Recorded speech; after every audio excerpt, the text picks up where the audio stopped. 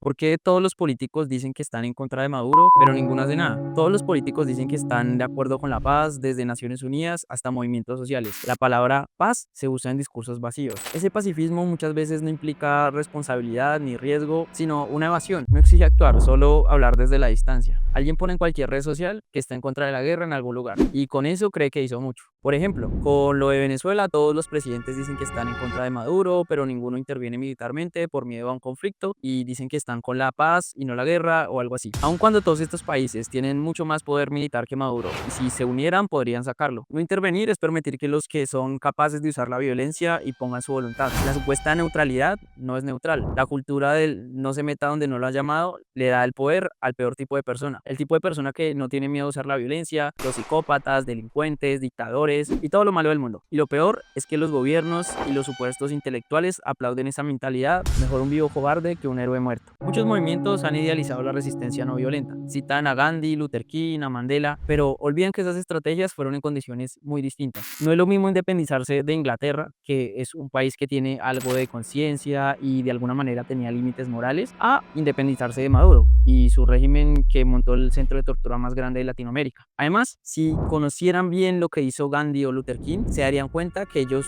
no le tenían miedo al conflicto. Eran tan radicales que eran capaces de morir por su causa. Si se tomaran el tiempo de estudiar la historia, se darían cuenta que ellos no se quedaron solo con marchas inútiles. A los dictadores no les conmueven las marchas multitudinarias. Al contrario, las reprimen y si pudieran torturarlos a todos, lo harían. No se puede la paz sin conflicto. En la historia, muchas guerras han sido culpa de no haber actuado a tiempo, de haber confundido la prudencia con la cobardía, de haber creído que la paz es solo que no haya violencia y ya. Pero no, a veces la paz real llega después del conflicto y no antes. Cuando se vence un régimen genocida, cuando se frena una invasión, cuando se impide que una dictadura siga matando, en todo ese proceso va a haber mucha guerra y mucha violencia, pero es la única esperanza de la justicia. La paz es un estado frágil que necesita cuidado y fuerza y no se mantiene solo con buenas intenciones. ¿De qué sirve pedir la paz desde un celular? En redes sociales, la palabra paz se quedó en una frase genérica y estados del WhatsApp. No a la guerra, paz para este o el otro país, libertad para Venezuela. Se exige el fin de los conflictos desde una pantalla. Pero, ¿será que están dispuestos a asumir los riesgos de una intervención militar? No es solo pedir una intervención militar y ya, es entender los riesgos de que su país entre en guerra y que el día de mañana el lugar donde vive puede ser bombardeado. El día que las personas sean capaces de asumir ese riesgo, todas las dictaduras van a caer. El pacifismo en redes es vacío y se queda en frases y publicaciones, pero no promueve, por ejemplo, que la gente sepa más de geopolítica, de historia o de cosas así, porque